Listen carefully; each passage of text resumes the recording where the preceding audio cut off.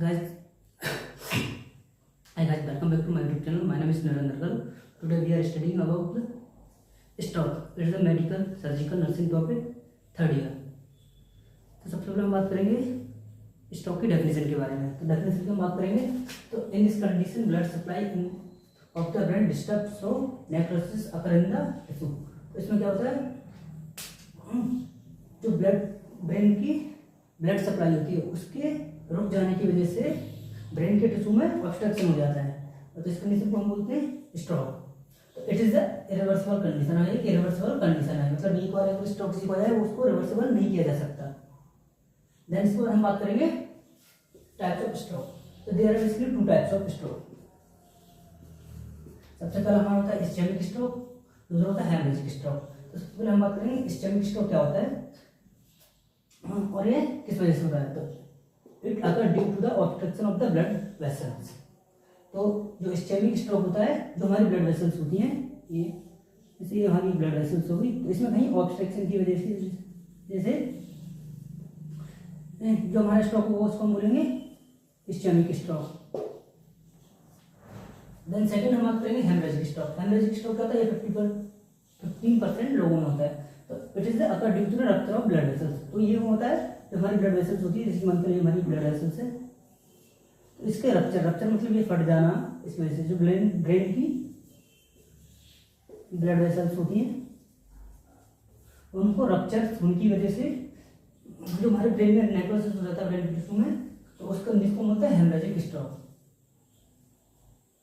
Then इसके बाद हम बात करेंगे risk factor of stroke. Stroke के रिस्क फैक्टर्स क्या क्या होते हैं. तो सबसे पहले हम बात करेंगे कि हेड इंजरी. अगर किसी पेशेंट की हेड इंजरी होगी या फिर सर में कोई चोट बची है जिसकी वजह से ब्रेन की नसें या ब्लड वेसल्स रप्चर हो गई या ऑब्स्ट्रक्शन हो गया, तो उसमें जैसे भी स्ट्रोक हो सकता है. देन सेकंड है हाइपरटेंशन. हाइपरटेंशन की वजह से बीपी बढ़ जाने की वजह से हमारे ब्लड वेसल्स में ब्लड का सप्लाई बहुत ज़्यादा हाई हो जाता है, उसकी वजह से भी स्ट्रोक हो सकता है. देन थर्ड हम बात करेंगे डायबिटिक. डायबिटिक की वजह से भी स्ट्रोक हो सकता है. देन सेकेंड है एमआई, इसको बोलते हैं मायोकार्डियल इंफ्रैक्शन. Myocardial infraction.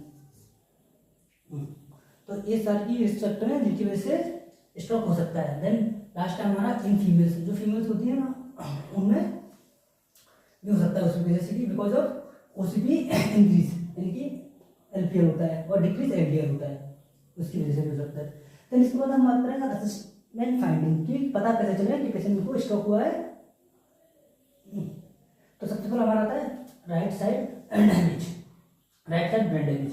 अगर किसी पेशेंट का राइट साइड ब्रेन डैमेज हुआ है तो उसको लेफ्ट साइड हेमरेज यानी कि लेफ्ट साइड पैरालिसिस हो जाएगा. देन अगर किसी पेशेंट का लेफ्ट साइड ब्रेन डैमेज हुआ है तो उसका राइट साइड हेमिप्लेजिया हो जाएगा. हेमिप्लेजिया जिसको हम पैरालिसिस बोलते हैं, पैरालिसिस. ये भी 4 टाइप का होता है, लेफ्ट साइड कोऑर्डिनेट.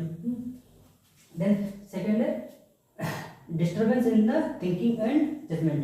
अगर किसी पेशेंट को राइट साइड ब्रेन इंजरी हुई है तो उसकी थिंकिंग और जजमेंट की डिस्टर्बेंस हो जाएगी, यानी कि मेमोरी डिस्टर्बेंस हो जाती है. देन अगर किसी पेशेंट का लेफ्ट साइड ब्रेन डैमेज हुआ है तो उसको क्या होता है, लैंग्वेज एंड मेमोरी में डिस्टर्बेंस, को कुछ याद नहीं रहेगा, उसको लैंग्वेज की प्रॉब्लम होने लगेगी. Then right side brain damage होता है left side neglect syndrome. Left side neglect syndrome हो जाता है. और अगर किसी पेशेंट का लेफ्ट साइड ब्रेन डैमेज है तो वो पेशेंट क्या डिप्रेशन में चला जाता है. तो ये तो हमारा मतलब part 1.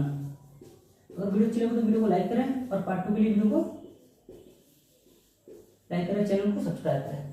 Thank you for the topic. मिलते हैं अगली किसी वीडियो में.